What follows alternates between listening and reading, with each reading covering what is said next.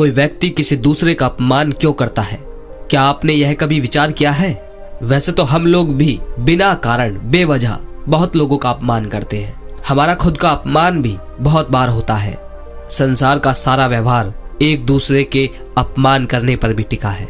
जैसे पति अपनी पत्नी का अपमान करता है, पिता अपनी संतानों का अपमान करता है, नौकरी देने वाला अपने नौकर का अपमान करता है, अतः जो भी बलवान है वह कमजोर आदमी का अपमान करता है। यदि हम शक्तिशाली हैं तो हम अपमान के बदले में लड़ाई करते हैं, और अगर लड़ने की शक्ति नहीं है तो हम अपमान को सह लेते हैं, स्वयं को निर्बल और असहाय मान लेते हैं। हमें छोटे होने का एहसास होता है। ऐसा प्रतीत होता है जैसे हमारी आत्मा कुचल दी गई हो, हमारे आत्मविश्वास का नाश हो गया हो। अपमान होने के कारण हमें अत्याचार सहने की आदत सी पड़ जाती है। लेकिन कोई किसी का अपमान करता ही क्यों है? और जब व्यक्ति को अपने ऊपर विश्वास नहीं होता तो वो शराब और जुए जैसी व्यसनों में सुख ढूंढता है और मन से रोगी बन जाता है। आखिर किसी भी मनुष्य की ऐसी दुर्गति क्यों हो जाती है? अपमान करने वाला वास्तव में क्या सिद्ध करना चाहता है? कभी आपने गहराई से विचार किया है? तो आइए समझते हैं गौतम बुद्ध की इस कहानी से। कहानी छोटी सी है लेकिन बहुत गहरी है। तो कहानी में आगे बढ़ते हैं।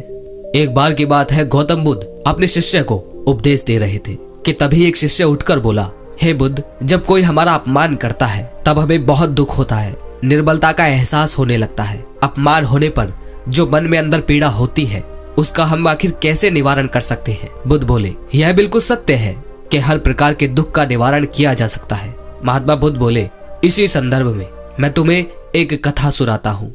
एक व्यक्ति एक बार एक गुरु के पास आया। गुरुदेव, मैं अपने नगर में बहुत बड़ा धनी व्यक्ति हूँ। मेरा यहाँ पर बहुत सम्मान है। सब लोग मेरी बहुत इज्जत करते हैं। मैं जहाँ जाता हूँ लोगों की वहाँ भीड़ खड़ी हो जाती है।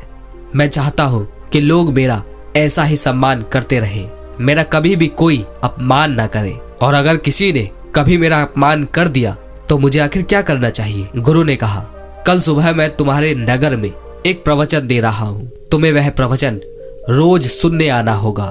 पूरे 10 दिन मैं इस नगर में प्रवचन दूंगा।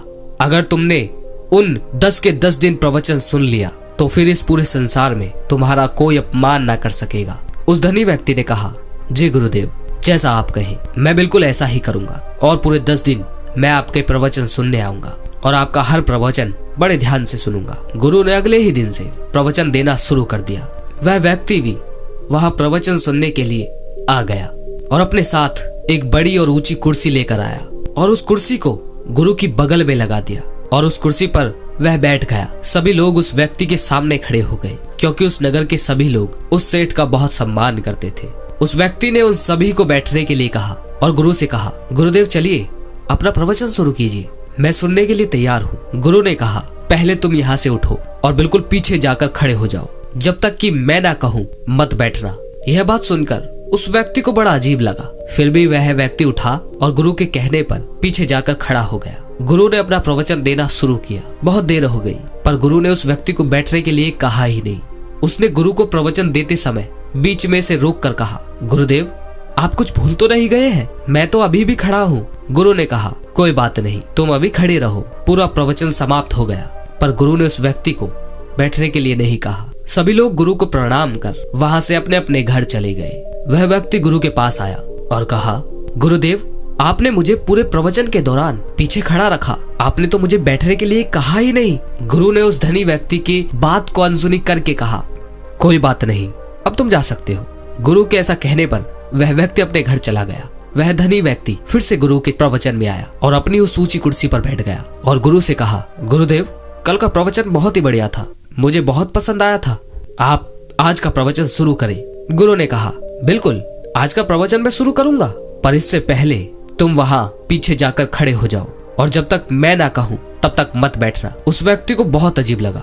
इतने सारे लोगों के सामने जो लोग उसका इतना सम्मान करते हैं कि उस व्यक्ति के आते ही खड़े हो जाते हैं, वहां सब लोग तो बैठे रहे और मैं वहां पीछे जाकर खड़ा हो रहा हूँ। फिर भी वह पीछे जाकर खड़ा हो गया। गुरु ने इस बार भी उस व्यक्ति को बैठने के लिए नहीं कहा। पूरा प्रवचन समाप्त हो गया। अब वह व्यक्ति बहुत परेशान था। उसे समझ नहीं आ रहा था कि गुरु उसके साथ ऐसा क्यों कर रहे हैं, वह उसे बैठने क्यों नहीं दे रहे। जब वह रास्ते पर चलता तो उसे लगता कि सभी लोग उसे देख रहे हैं, उसका मजाक उड़ा रहे हैं। उसके मन को बहुत ठेस लग रही थी। आखिरकार तीसरे दिन उसने ये निश्चय किया कि मैं आज बैठ कर ही रहूंगा, चाहे गुरु कुछ भी कहे। आखिरकार मेरा भी तो कोई सम्मान है, मैं इस नगर का सबसे बड़ा धनी और सबसे बड़ा सम्मानित व्यक्ति हूँ। तीसरे दिन वह व्यक्ति गुरु के प्रवचन में पहुंचा और बड़ी कुर्सी पर बैठ गया। गुरु कुछ कहते इससे पहले ही वह व्यक्ति बोला, मैं यहाँ एक धनी और सम्मानित व्यक्ति हूँ, आज मैं पीछे खड़ा नहीं रहूंगा। गुरु ने कहा, कोई बात नहीं, तुम यहीं बैठो। यह सुनते ही वह व्यक्ति बहुत खुश हुआ। अचानक गुरुदेव वहां से उठ गए और पीछे जाकर बैठ गए जहां पर धनी व्यक्ति खड़ा रहता था। फिर क्या था, वहां पर बैठे सभी लोगों ने उनकी ओर ही मुंह कर लिया और वह व्यक्ति पीछे कुर्सी पर ही बैठा रह गया। यह देखकर वह धनी व्यक्ति क्रोध में तपने लगा और वह वहां से उठकर चला गया और गुरु से बदला लेने के बारे में सोचने लगा। उसने एक तरकीब सोची। वह दूसरे गुरु को उस नगर में लेकर आया और उस नगर में उस गुरु के बारे में प्रचार करवाया और यह भी कहा कि जो भी इस नए गुरु के प्रवचन सुनने आएगा उसे 1 सोने का सिक्का मिलेगा। उस दूसरे गुरु के प्रवचन शुरू हो गए। वह धनी व्यक्ति उस नए गुरु की बगल में एक ऊंची कुर्सी पर बैठ गया। जब लोगों को पता चला कि उन दूसरे गुरु के प्रवचन सुनने से 1 सोने का सिक्का मिलता है, तो सारे के सारे लोग सोने के सिक्के के लालच में उस दूसरे गुरु के प्रवचन में कूद पड़े। वहां पर बहुत सारी भीड़ इकट्ठी हो गई। आसपास के गांव के लोग भी आने लगे। वह धनी व्यक्ति भी सीना चौड़ा करके हर एक व्यक्ति को 1-1 सोने का सिक्का बांटता रहा। प्रवचन में आए हुए सभी लोग उस व्यक्ति की जय जयकार करने लगे और जो नया गुरु था वह भी उस धनी व्यक्ति की प्रशंसा करता। सब कुछ अच्छा हो रहा था। 9 दिन गुजर चुके थे। उस धनी व्यक्ति ने सोचा, उस पुराने गुरु के भी हालचाल देख लेता हूँ जिसने मेरा अपमान किया था। वह धनी व्यक्ति उन गुरु के पास पहुंचा तो देखा गुरु आज भी प्रवचन दे रहे थे। उनके सामने दूर पीछे एक व्यक्ति खड़ा था और वह केवल उस एक ही व्यक्ति को प्रवचन दे रहे थे। गुरु और उस प्रवचन सुनने वाले व्यक्ति के अलावा वहां पर दूसरा और कोई उस पंडाल में नहीं था और वह व्यक्ति अकेले ही बहुत शांति से गुरु का प्रवचन सुन रहा था। वह धनी व्यक्ति गुरु के पास पहुंचा और कहा, क्यों गुरुदेव, मुझे अपने पास कुर्सी पर नहीं बैठने दिया था ना आपने? अब मैं आपसे भी बड़े गुरु के पास बैठता हूँ। सब लोग उनके प्रवचन सुनने आ रहे हैं, सभी लोग मेरी जय जयकार कर रहे हैं। गुरु मुस्कुराए और गुरु ने कहा, अपनी जय जयकार कराओ, लेकिन मुझे अपना पूरा प्रवचन करने दो। उस धनी व्यक्ति ने कहा, आप आखिर किसे प्रवचन दे रहे हैं? उस एक व्यक्ति को, और उसे भी वहां दूर खड़ा करके रखा है। मैं उसे भी अपने साथ ले जाऊंगा उन दूसरे गुरु के प्रवचन सुनवाने के लिए। गुरु मुस्कुराए और कहा, ले जाओ। उस धनी व्यक्ति ने उस पीछे खड़े हुए व्यक्ति से कहा, चलो मेरे साथ, इनसे भी अच्छा प्रवचन मैं उन दूसरे गुरु से दिलवा रहा हूँ और अगर तुम मेरे साथ चलोगे तो मैं तुम्हें 1 नहीं 100 सोने के सिक्के दूंगा। उस दूर खड़े व्यक्ति ने मना कर दिया। उस धनी व्यक्ति ने फिर से कहा, चलो 1000 सिक्के देता हूँ। उस व्यक्ति ने फिर से मना कर दिया। उस धनी व्यक्ति ने कहा, चलो ये सब छोड़ो, 10,000 सिक्के देता हूँ। उस व्यक्ति ने फिर से मना कर दिया। उस धनी व्यक्ति के अहंकार को ठेस पहुंच रही थी। उसने कहा, इतना दूंगा कि तुम्हारी 7 पुश्तें भी बैठकर खाएंगी, जमीन भी दूंगा और 1 लाख सोने के सिक्के भी दूंगा। उस दूर खड़े व्यक्ति ने फिर से मना कर दिया और कहा, अगर तुम यहाँ से चले जाओगे तो जितना चाहोगे उतना धन दूंगा तुम्हें, जितनी जमीन कहोगे उतनी दूंगा, जितना राज्य मांगोगे वह भी दे दूंगा। यह बात सुनकर उस धनी व्यक्ति की समझ में नहीं आया कि सामने खड़ा व्यक्ति कौन है। उसने गुरु से पूछा, गुरुदेव यह कौन है? गुरु ने कहा, यह इस देश के राजा हैं। उस धनी व्यक्ति ने पास जाकर ध्यान से देखा और राजा को पहचान लिया। वह सीधा राजा के चरणों में गिर गया और कहा, हे महाराज, मुझे माफ करें, मैंने आपको पहचाना नहीं। तब गुरु ने कहा, क्या राजा के चरणों में गिरने से तुम्हारे अहंकार को ठेस नहीं पहुंचती? क्या तुम्हारा सम्मान नहीं घटता? उस धनी व्यक्ति ने कुछ नहीं कहा। तब गुरु ने कहा, सुनो, जब तुम आए थे उसी दिन मेरे पास ये राजा भी आए थे।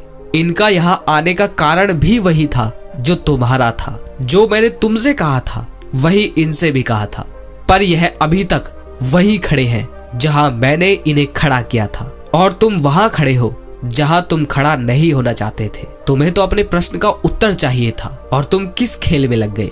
धनी व्यक्ति हाथ जोड़े चुपचाप गुरु की बातें सुन रहा था। राजा ने उस धनी व्यक्ति से कहा, मित्र, मैंने इन 9 दिनों में यह सीखा कि हमारा अपमान नहीं होता, हमारे पद और हमारी प्रतिष्ठा का अपमान होता है। जब हम अपने आप को किसी बाहरी वस्तु से जोड़ लेते हैं तब हमारा अपमान होता है। मैं राजा हूँ, मेरे चरणों में गिरने पर तुम्हें कोई आपत्ति नहीं है। अगर कोई गरीब व्यक्ति होता तो उसके चरणों में तुम बिल्कुल भी गिर ना सकोगे, और अगर गिर गए तो तुम्हारा पद और तुम्हारी प्रतिष्ठा तुम्हें अपमान का एहसास कराएगी। हमेशा अपने स्वाभिमान और अपने अधिकार की रक्षा करो, अपने अहंकार की नहीं। जहाँ भी मौका मिले अपने अहंकार को टूट जाने दो। मैं यहाँ 9 दिनों से खड़ा हूँ और मेरा अहंकार तहस नहस हो गया। मैं एक बिल्कुल साधारण व्यक्ति बन गया हूँ जो एक राजा भी है। इससे पहले मैं एक राजा था जो एक असाधारण व्यक्ति था। इसी अहंकार के कारण मुझे कुछ छोटी छोटी बातों में भी अपना अपमान नजर आता था जो आज नहीं है। यह सुनकर वह धनी व्यक्ति उन गुरु के चरणों में गिर गया और उसने गुरु से माफी मांगी। महात्मा बुद्ध अपने भिक्षुओं से बोले, वास्तव में हम किसी का अपमान नहीं करते, उसकी निर्मलता सिद्ध करने के लिए, यह बताने के लिए कि हम अधिक शक्तिशाली हैं। अपमान करने वाला हकीकत में अपनी शक्ति से संदेह करता है, उसे अपनी शक्ति पर भरोसा नहीं होता। दूसरों को चुनौती देकर वो अपनी शक्ति पर विश्वास प्राप्त करने की पूरी कोशिश करता है। क्या ये सच नहीं है? जब हम किसी का अपमान करते हैं तो वास्तव में इतना ही प्रकट करते हैं कि हमें अपने मन पर भरोसा नहीं है। हमें हमेशा अपने निकट आने वाले हर व्यक्ति शत्रु की तरह लगता है। हमें हर समय ये लगता है कि हमें हमेशा अपनी शक्ति दिखानी होगी, कि हमें अपनी शक्ति सिद्ध करनी होगी, अन्यथा हमारा शोषण होगा, हम किसी के गुलाम बन जाएंगे। किंतु क्या हमने कभी विचार किया है कि दूसरों को प्रतिद्वंदी अर्थात दूसरों को दुश्मन मानने के बदले उसे अपना मित्र मान ले, अर्थात दूसरे व्यक्ति को प्रेम करें, दूसरे को मित्रता के भाव से देखें, फिर उसका अपमान करना आवश्यक ही नहीं होगा। इस कहानी से अगर आप बहुत कुछ समझे हैं तो कमेंट में जरूर बताएं। अगर लगे शेयर करने लायक तो शेयर जरूर कीजिए। अगली वीडियो में फिर मिलते हैं। धन्यवाद।